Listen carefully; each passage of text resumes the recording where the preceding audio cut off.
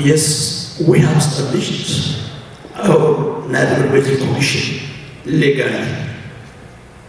I don't know if you are explaining. Yes, if you see a screen, globally similar Nile Basin Commission has been established.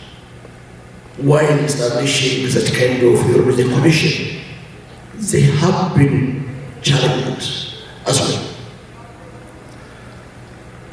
I wish if we can see of the Nile Basin on screen, please. The members who Ambassador Stowe was mentioning, especially who has ratified this effort, and who are the members now for the Nile Basin Commission, are the countries who are contributing to Nile. If you take Tanzania, if we can see Uganda, if you can see South Sudan, Burundi, Rwanda, Ethiopia, are the ones to contribute, are the ones willing to cooperate. If you see other countries who are still not willing to ratify the they are contributing zero special cost. It is the case for Nile. Similarly, if we see the other river basin, let me say Niger, which is starting from some parts and coming up to Nigeria, where the downstream have been challenging the upstreams. The downstreams are the one to contribute the maximum water.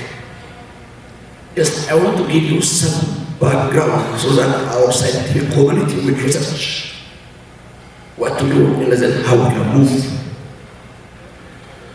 If we see Zambezi, when they established Zampon River Basin, they have different pattern of arrangement.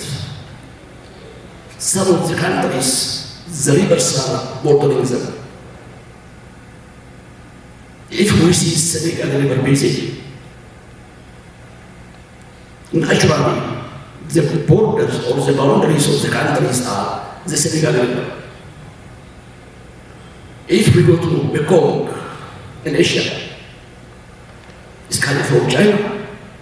Then the downstream ones, like the Laos and the others, are the one to contribute, the one willing to do that. If we see Tigris and Euphrates, starting from Turkey, end up in Iraq, the way they try to move shows some kind of paths that we are passing through. At the phenomenon, especially on the eve of the liberation from the colonial system, especially the African Americans, there has been some kind of dragging here and there.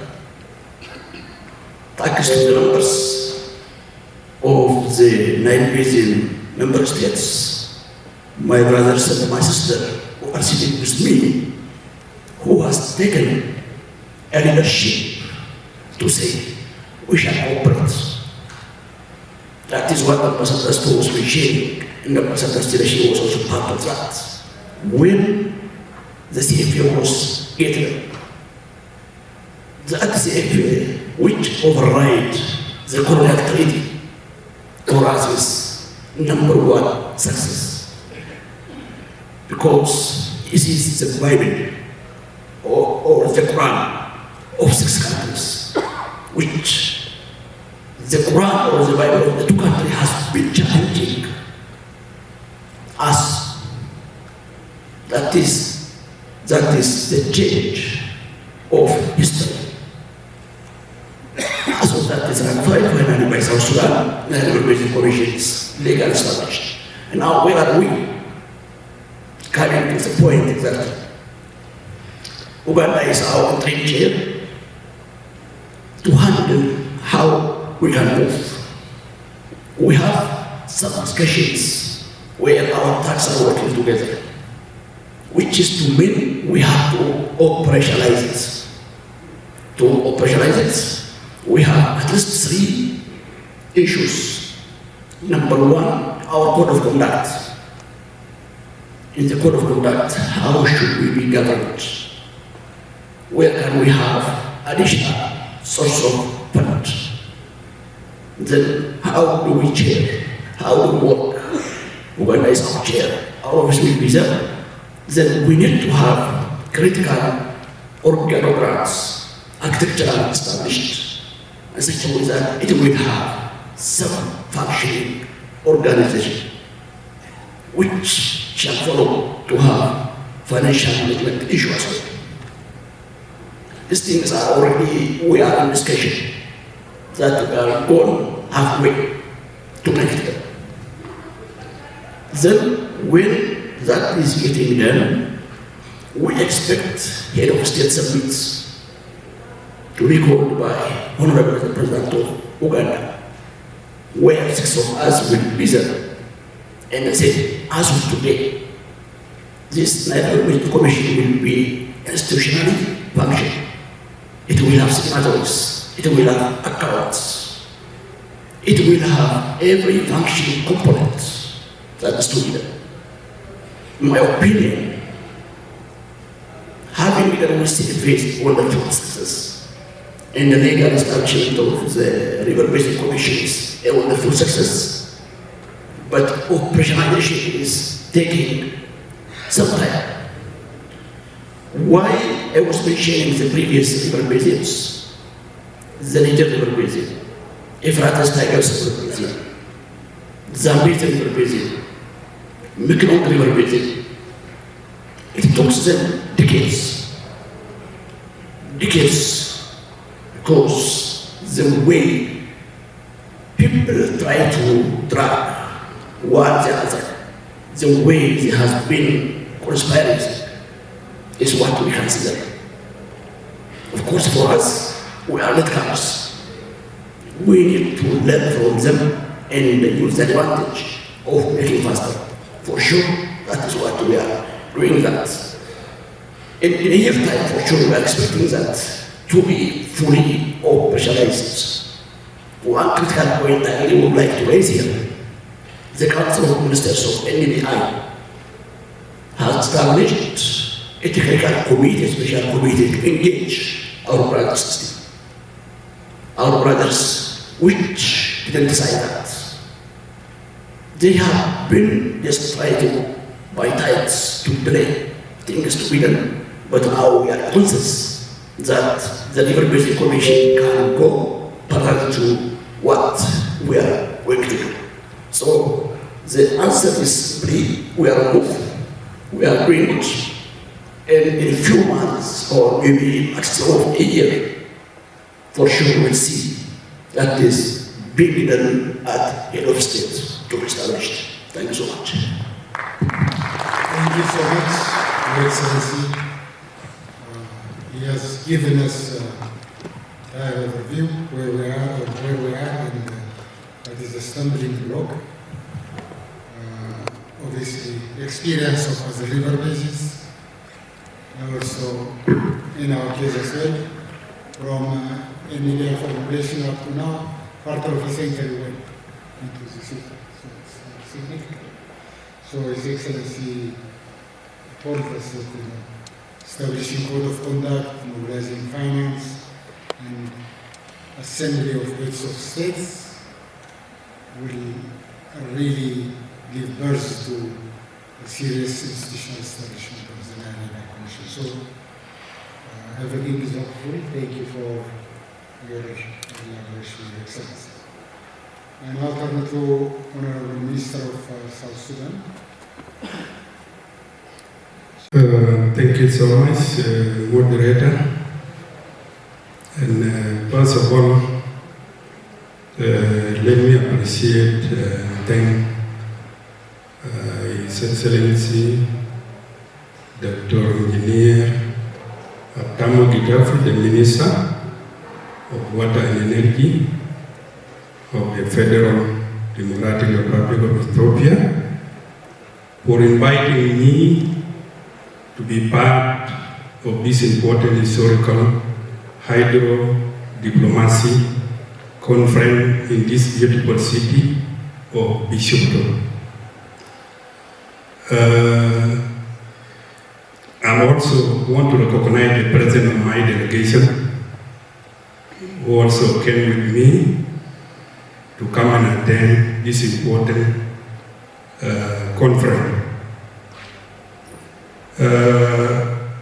Coming to the question, South Sudan is a sovereign state. We have granted our independence in 2011, and I can also recognize the contribution that was also made by the Ethiopia during our struggle toward the referendum. This is very important, and we did not forget your contribution to South Sudan for us to become independent. Our decision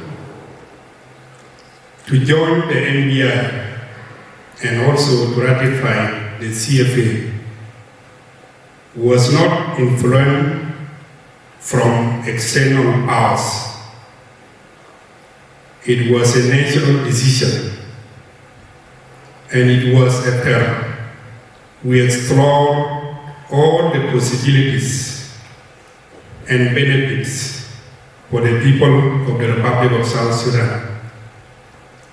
We have ratified the CFA and we have joined the NBI in 2012.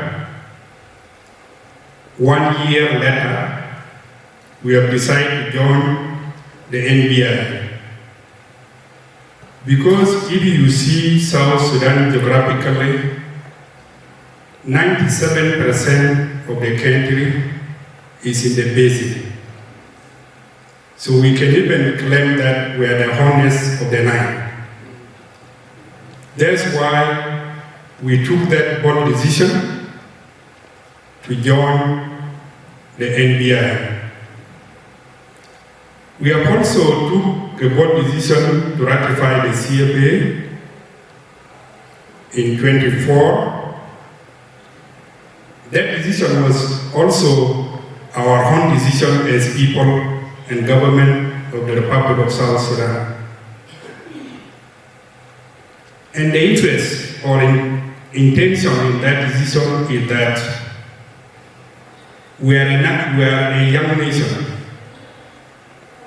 We need more support from our brothers and sisters from our neighboring countries. That's why we took the decision to ratify the CFA and to be part of the Nile Basin. Coming to the issue of operationalization of the CFA or the Nile River Basin Commission, the operationalization is already come to force since 13 October 2024. And all of us were aware about that. South Sudan is committed and ready to be part and parcel of the River Nile Basin Commission. This is the benefit because within the forum, within the Nile Basin, South Sudan also gained a lot in terms of capacity building, in terms of infrastructures. We get a lot. And that's why we see to it that it is important for us to have a smooth transition from NBI to Nile River Basin Commission. So this will give us more weight. This will also give us more collaboration and coordination activities with our neighboring countries. Operationalization of the Nile Basin Commission is already, and that's why we are now here. We have the interim chair for the River Nile Basin Commission, His Excellency Beatrice from Uganda. She's the chair. We have the concern, and you see always we believe in humanity. And also for us to have inclusive transition or to have also inclusive commission. We are seeing to it that let us also leave our doors open for our brothers and sisters who are not yet ratified the CFA to come in so that we have inclusive commission. This is also part of our position, and that's why Uganda, Rwanda, and South Sudan were tasked by the Nile Council of Ministers to engage the non-ratified countries so that they are convened to come in. But we also see to it that sometimes we may have also delay tactic in another way, and that's why we decide to continue with the operationalization of the Commission, as my colleague, the Excellency Minister, put it very clear that we are now pushing these two institutions to go further.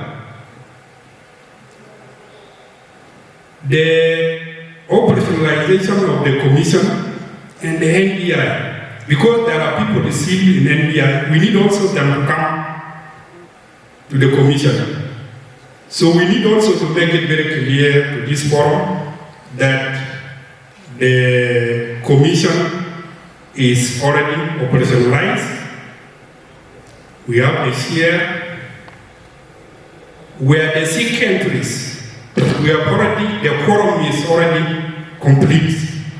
So we are enough. That's why the Commission is already operationalized. The important and big question is that resources. And this is very important. You cannot have a commission without resources. And you cannot have an organization that is active without resources. We are also going to address the issues of resources because we are also independent nation. Like Ethiopia built the dam without external contribution, without anybody who put even a silver coin to the dam. We see to it that also we also took it upon ourselves as member state to also contribute resources for the operationalization of the Commission. So for the issue of resources is the responsibility of the member state to make sure that the Commission is funded. Thank you so much. Thank you, Excellency, for raising important and critical issues. It is commendable to hear that South Sudan joined the NBI just 1 year after its independence, and also ratified the CFA by accession. So that is commendable and courageous. Indeed, His Excellency mentioned 97% of South Sudan is within the Nile Basin, and therefore is a vital resource for South Sudan.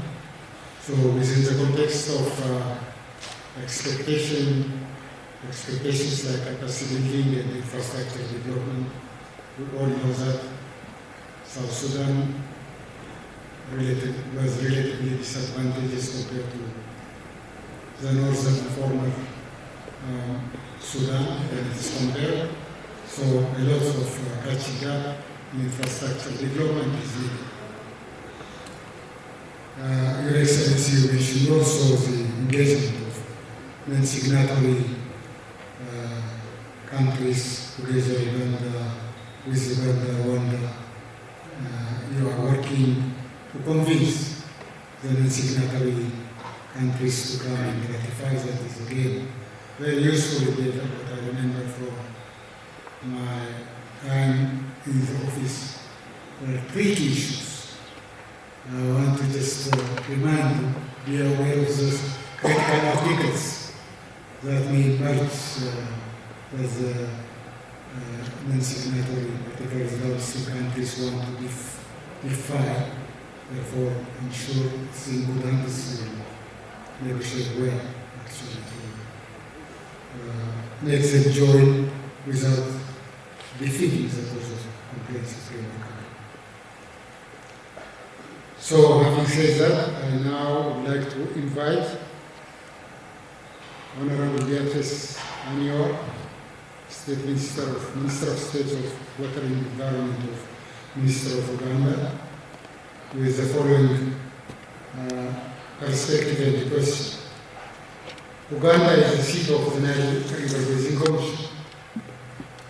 Hosting such an institution, of course, previously the Nile Basin Initiative, hosting such an institution is a privilege that carries additional responsibilities.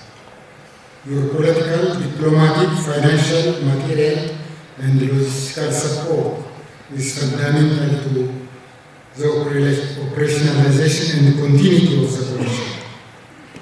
We know your country has impressive track record in this respect. Can you brief the audience here the status of this support and how it is progressing?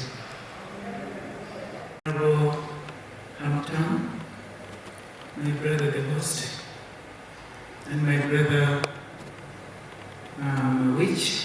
Minister from South Sudan, and the representative of the Minister from Tanzania and the other sister Nile Basin states, the Honorable Ministers of State present from here, the academia who have been discussing since yesterday and this morning, and the media that makes what we talk here be known outside there.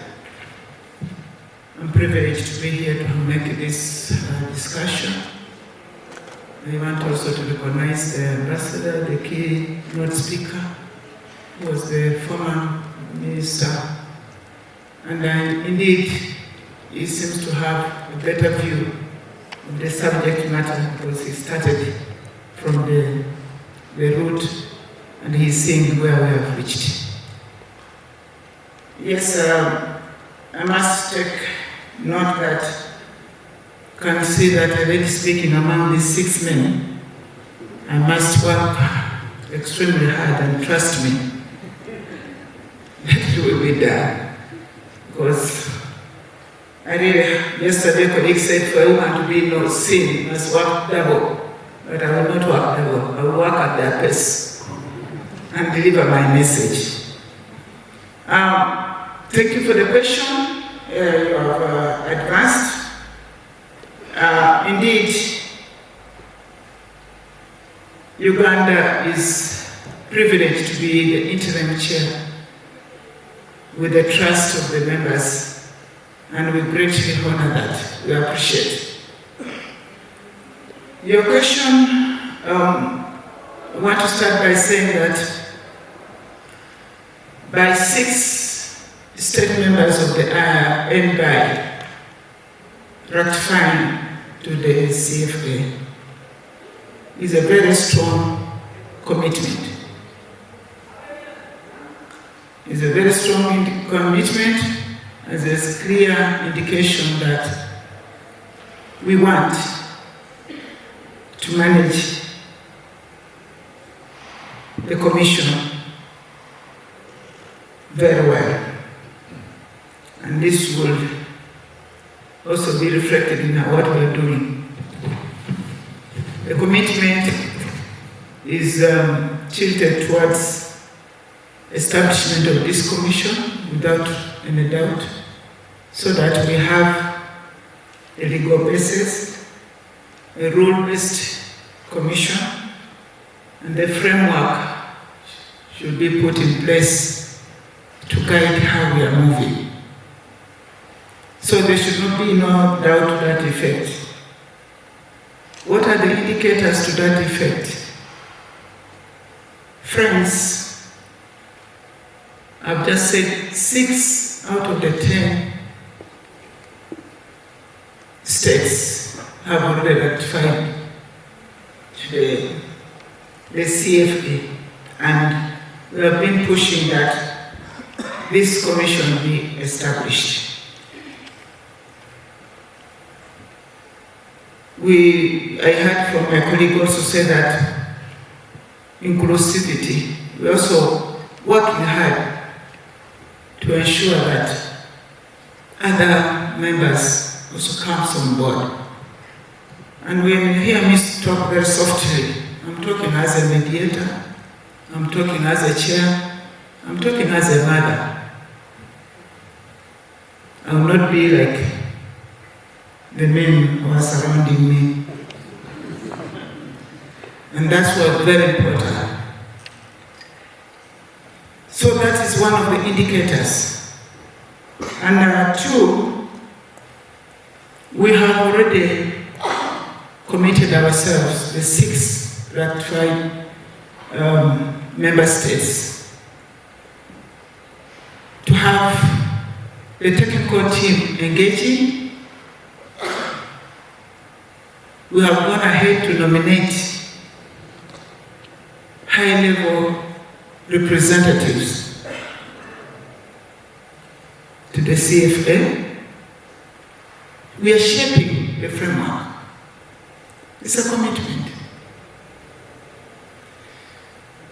Every step you move forward is progress, and it should not be underrated.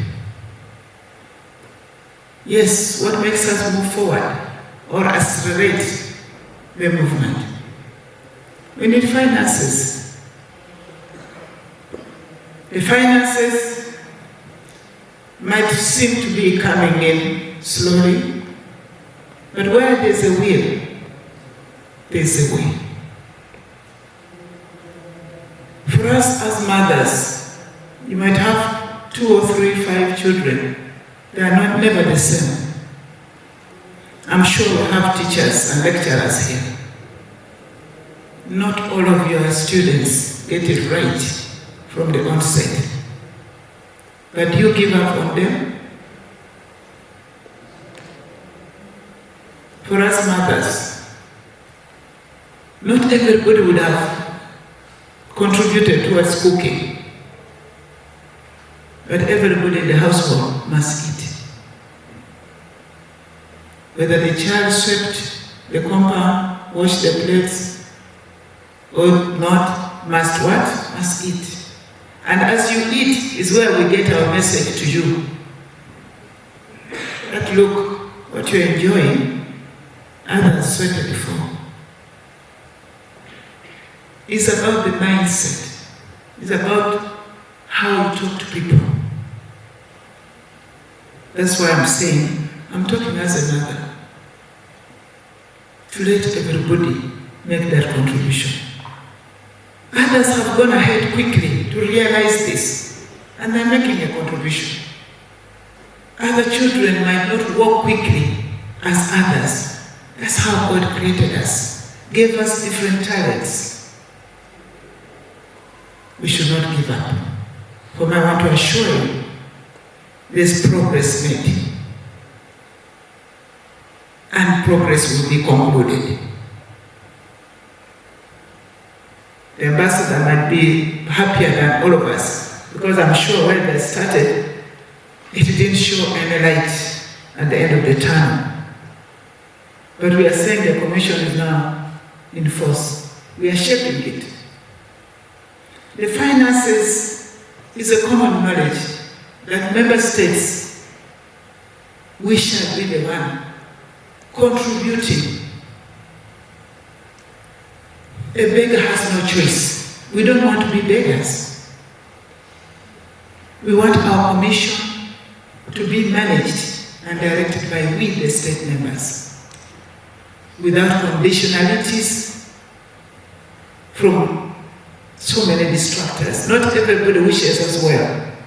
I've said this earlier in some of the meetings. I've said this. The Nile we are celebrating doesn't pass in many countries. And not everybody is happy that it is passing in our countries. So we are aware. How do we ensure that everybody pays or contributes? Rome was not built in a day. And for us, if you are teachers, you will also understand that not others will come on board quickly, but let others start. The quick children, they are always high level ones. Then the rest will come on board. That's why exactly I want to concur with my brother from South Sudan. As we are establishing the commission, we are not going to turn a blind eye from others who have not yet gone at all. When I grew up, I was told that if you want to be peaceful, when you construct your house in a locality and you want to be peaceful, make sure that your neighbors are not sleeping hungry. You will not sleep in that beautiful house. They will disturb you throughout the night and you will even think of shifting. This is a beautiful resource we have, the Nile.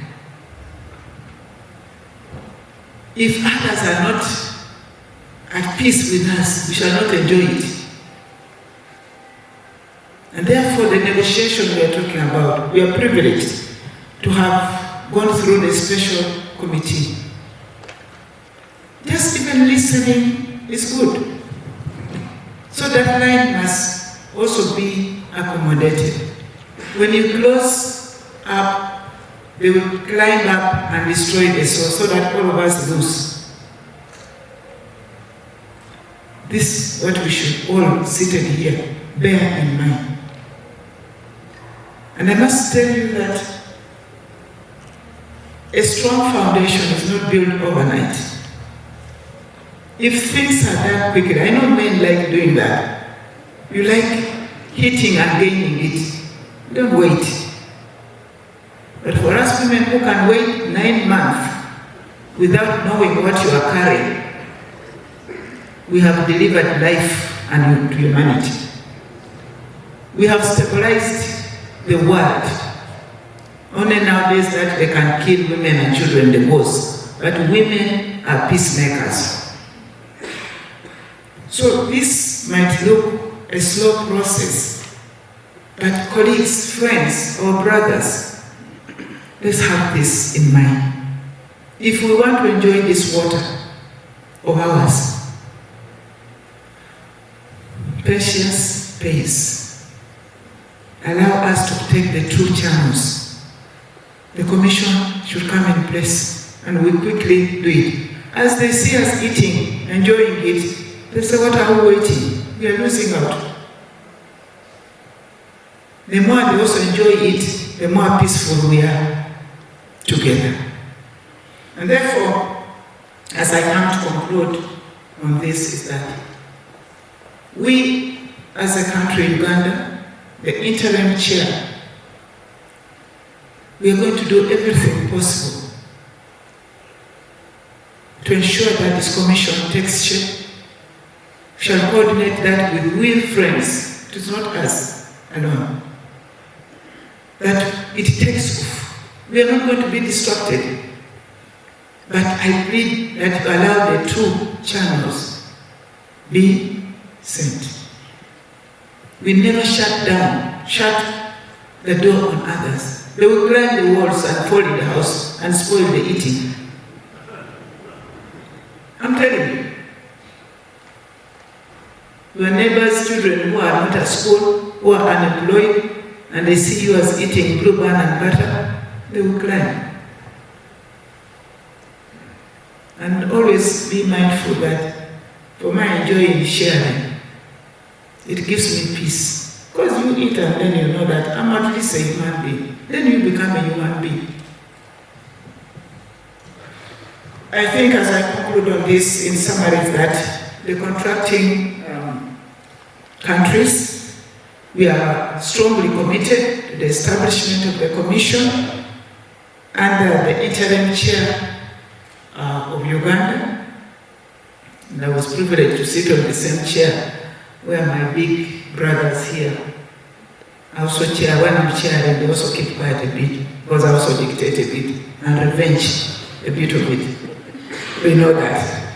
And I want to tell you now, what is the pride now is to have the funding for this commission take shape. We engage them, and we have come a long distance. We have a saying in my country and my language, don't allow the pot to break in front of your door. We lift water from the well on a pot. It's quite heavy, and you walk carefully. Don't be careless at the doorway and let that pot break. You are the loser, and we don't want to be the loser. Let's continue engaging. Thank you for this opportunity.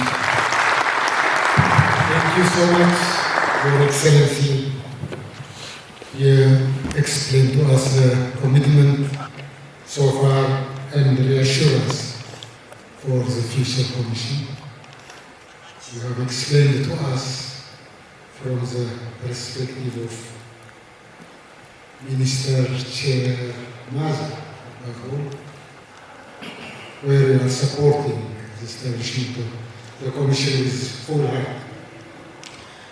Thank you so much. You have alluded to the issue of finance very strongly, like the two former speakers, Excellency Ministers. I would say we should also look into the political and the logistical. Of course, if finance is there, these things could be easily also resolved. Definitely, there is no shutdown in the signatory Nile Basin countries. Every minister, I'm sure, we would welcome the remaining brothers and sisters with olive branch and open arms if they come with good and reasonable joining of the Commission. Thank you. Now I turn to His Excellency Mr. Harry, Honorable Minister of Tanzania's official representative. The issue I want to pose is that the technical and financial capacity of some of the members of the Nile River Basin Commission in implementation of large projects is limited. Countries may also be interested in implementing joint investment. There is also a provision in the CFA for the sub-basin organizations or arrangement whose purpose, function, and activities are consistent with the CFA.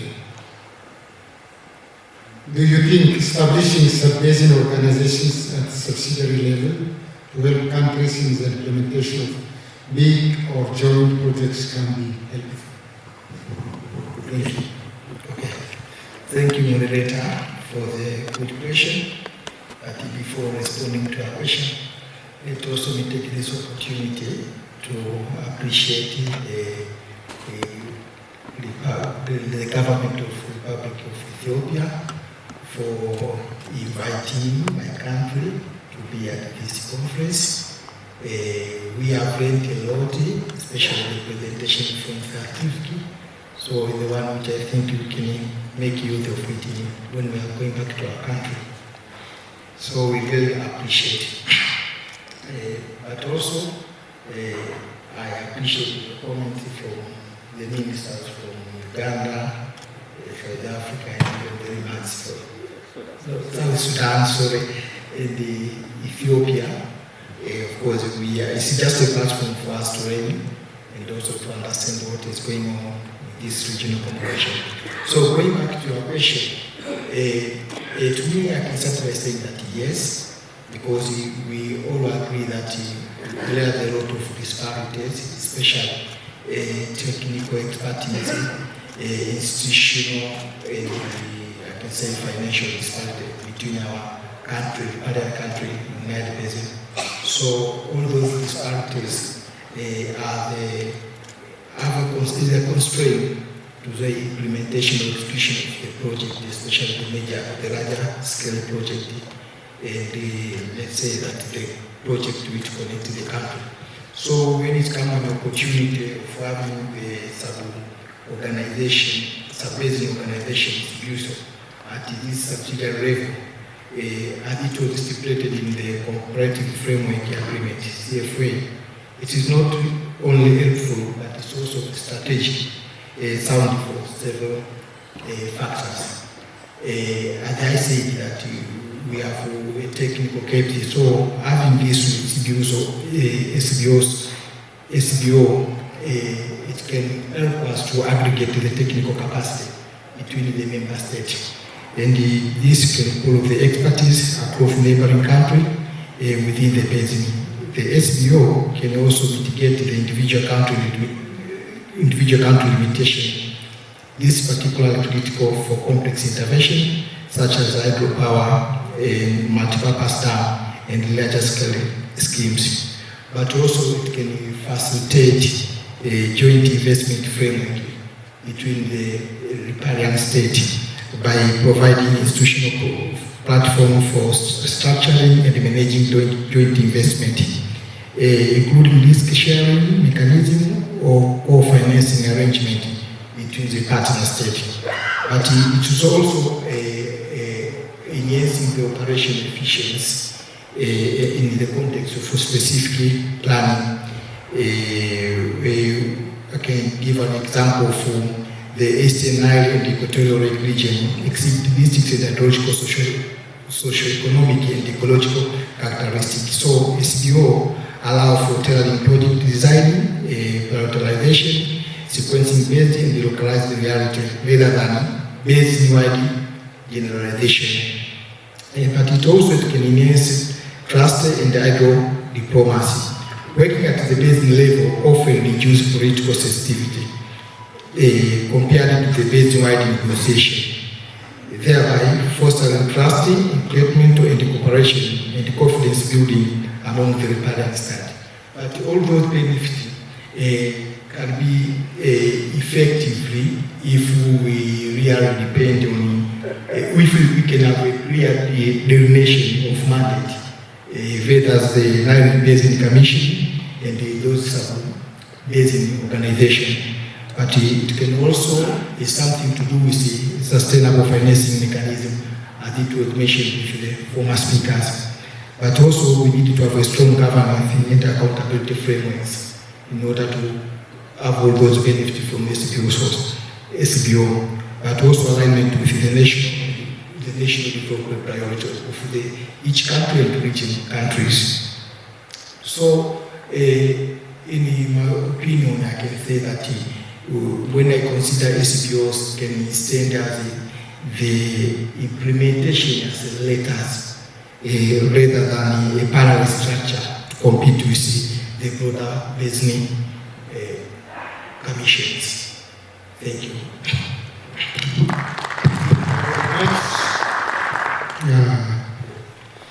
Indeed, sub-basin organization based the future possibilities are potentially useful mechanisms as well, because we have in the Nile Basin, Eastern Nile Technical Regional Sub-Program and the Equatorial Lakes region. Through them, a lot of projects are implemented.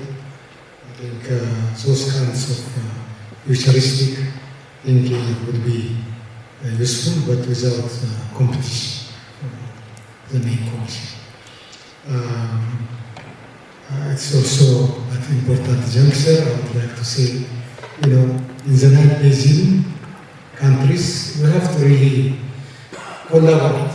The late President Magufuli and Prime Minister Haile Mariam were friends. One of the things they discussed and put in action was the dam we are building, the Julius Nyerere Dam, which used to be called Stigler's Gorge Dam.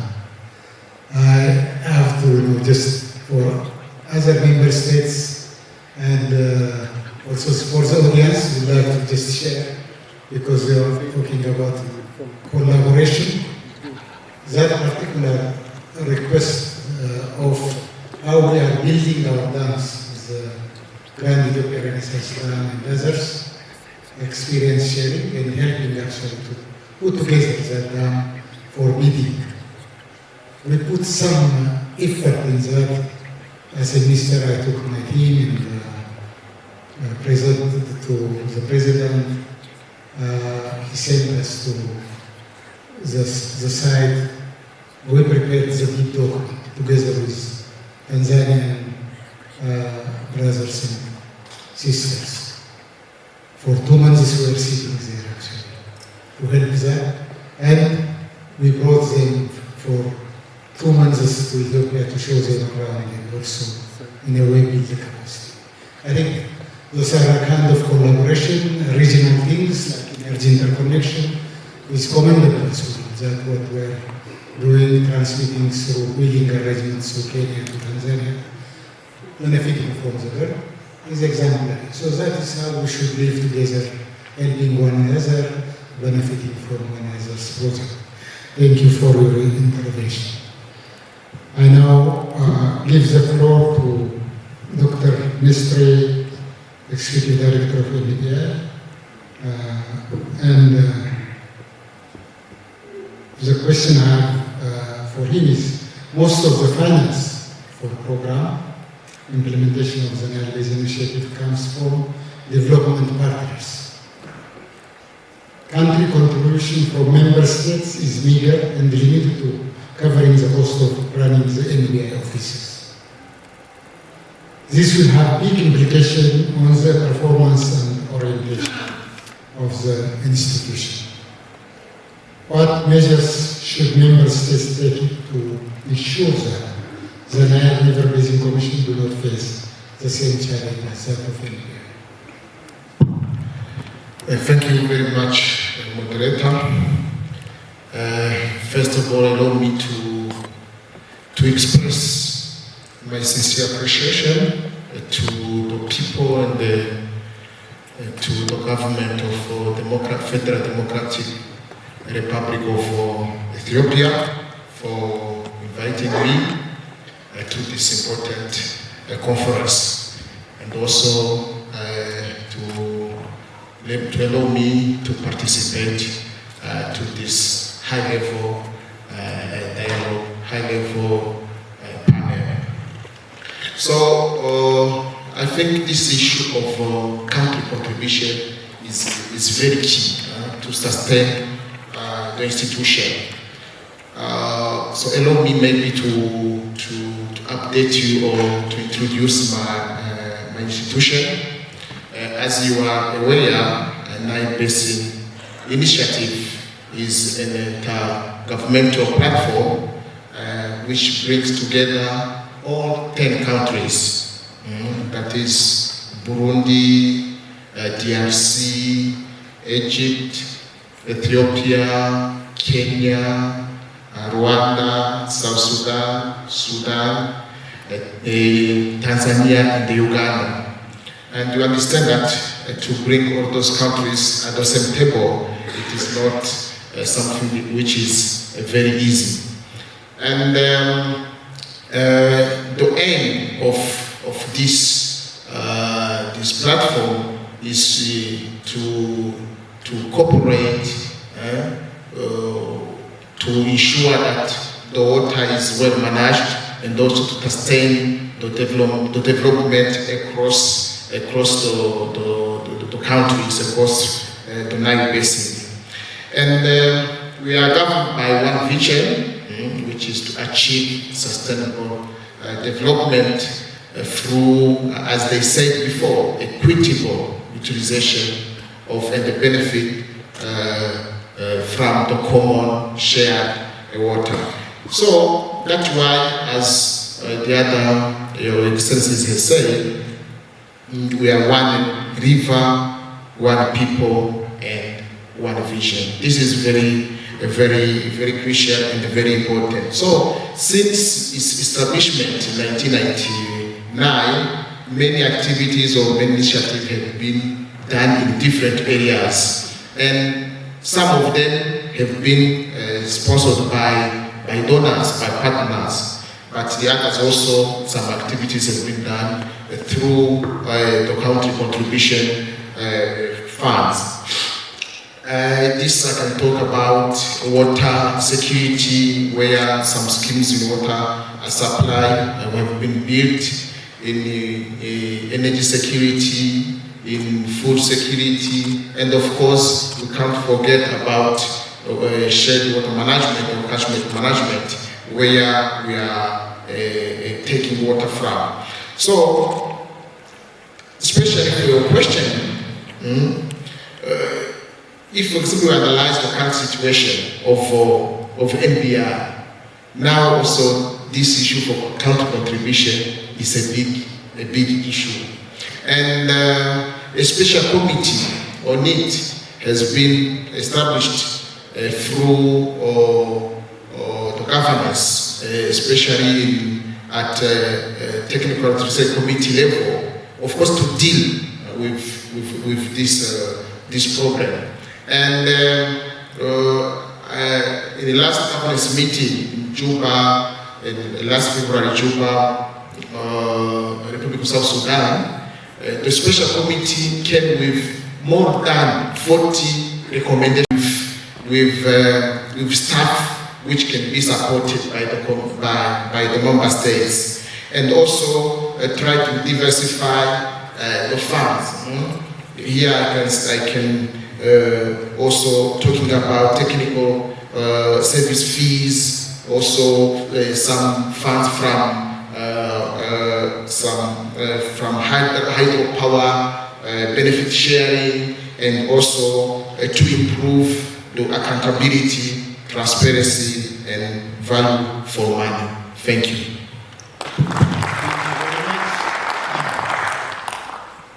Indeed, the Nile Basin Initiative went through very helpful support mechanisms from the basin countries as well as development partners. A lot of resources we know mobilized. The basin, as you well explained, need to be considered as one people, one river type of philosophy. If we think with that mindset, we can really benefit the humanity and people within the basin. It's also important to note that we have facilitated and came up with the 14 recommendations how to mobilize finance. About 43. 43. Oh, that is big. But what we have to also say strongly in front of the ministers, countries really should contribute their at least core funding for the future commission must be established by member states. Additional financing could be sought from bilateral, multilateral institutions, development partners, but really to have sustainable commission, we have to stand on our feet. So we have to really keep in mind that assertion. So I think I finished the first round. Organization organizers, unless they stop me, I'll continue to the second round. Just to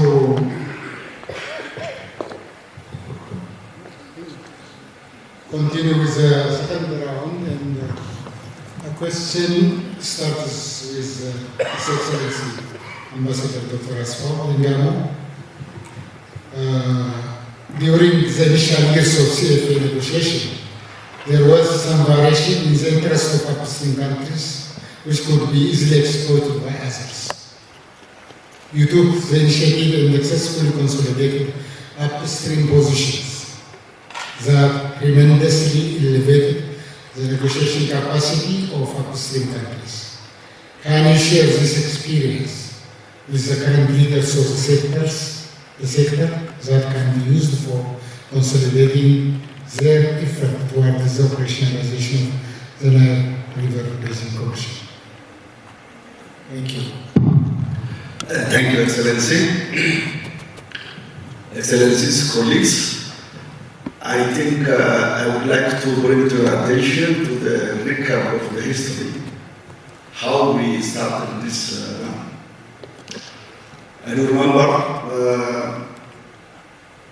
the last negotiation